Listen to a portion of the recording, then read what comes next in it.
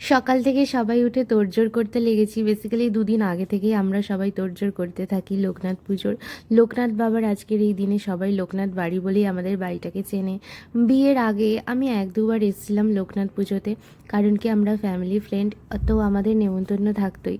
এসে দেখতাম যে কত লোক, কত কি, কত সব কিছু। আর আমার মনে আছে আমার বিয়ের আগের বছর যখন আমি এসেছিলাম তখন আমার শাশুড়ি আমাকে বলেছিল যে এর পরের বছর থেকে কিন্তু তোমাকে ভোর 4টের সময় উঠে সব তোড়জোড় করতে হবে। তখন থেকেই সত্যি মনের মধ্যে একটা এক্সাইটমেন্ট ছিল। কেন জানি না আমি ছোটোবেলা থেকে লোকনাথ বাবাকে ভীষণ মানি, ভীষণ বিশ্বাস করি, আর আমি ছোটোবেলা থেকেই পুজো করতাম। তাই জন্যই হয়তো ভগবান আমাকে এই লোকনাথ বাড়িতেই নিয়ে এসছে। সকালবেলা উঠে স্নান ফান করে রেডি হয়ে গেছি। কায়রাও দেখো রেডি হয়ে গেছে।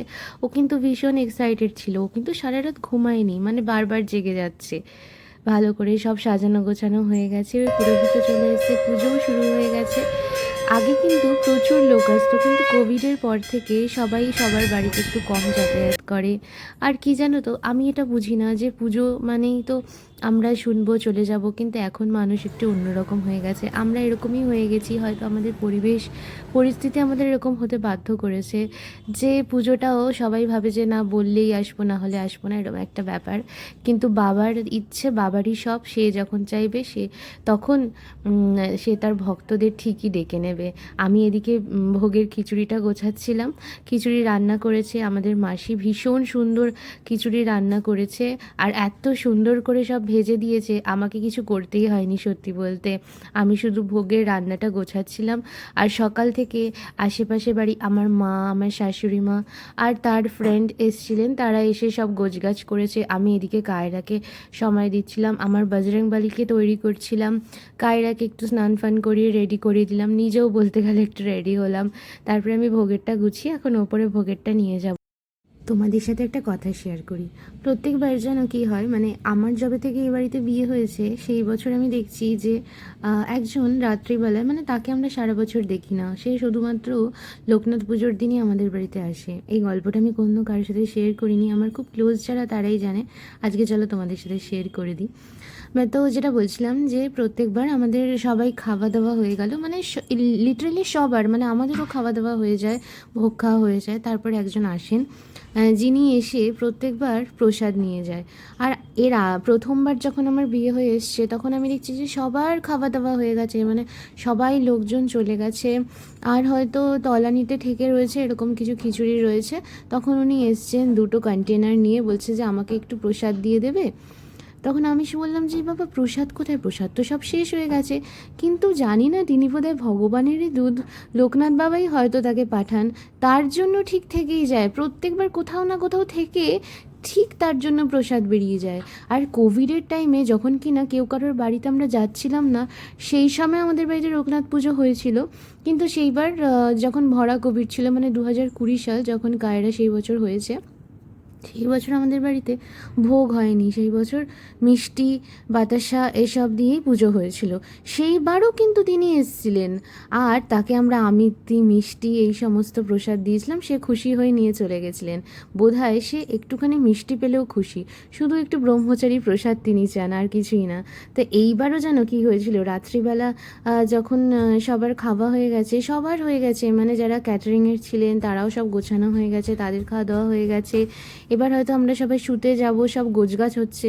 আমি ভাবছি যে কই ওই লোকটি, উনি তো এলেন না, তাহলে কি হলো বুঝতেও পারছি না।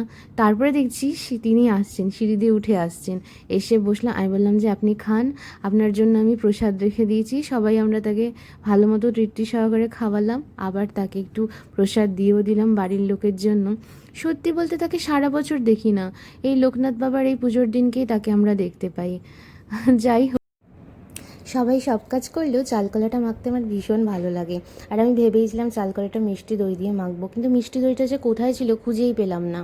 তাই জন্য যত মিষ্টি ছিল সব দিয়ে চালকলাটা মাখলাম, বাতাসা ছিল, মিষ্টি ছিল।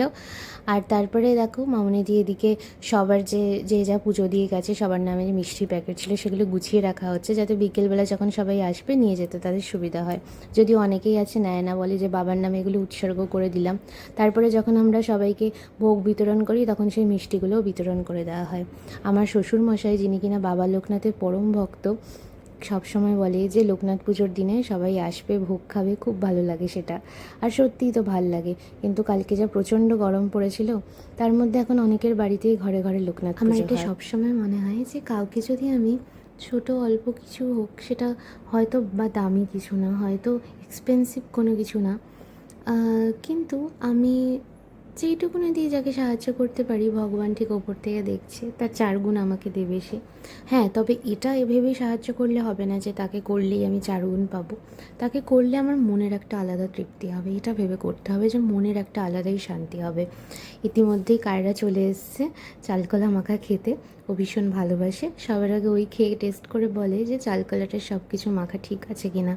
আর আজকেও ঠিক তাই হলো, ও টেস্ট করে বললো যে মা ঠিক আছে। কিন্তু আমার কেন জানি মনে হচ্ছিল যে মিষ্টি দইটা দিলে আরেকটু যেন ভালো হতো। তারপরে সবাই একে একে আমরা প্রসাদ খেলাম। তারপরে আবার বিকালের জন্য রেডি হতে হবে, তাই জন্য একটু রেস্টও নিতে হবে। একেই কি গরম কালকে ছিল।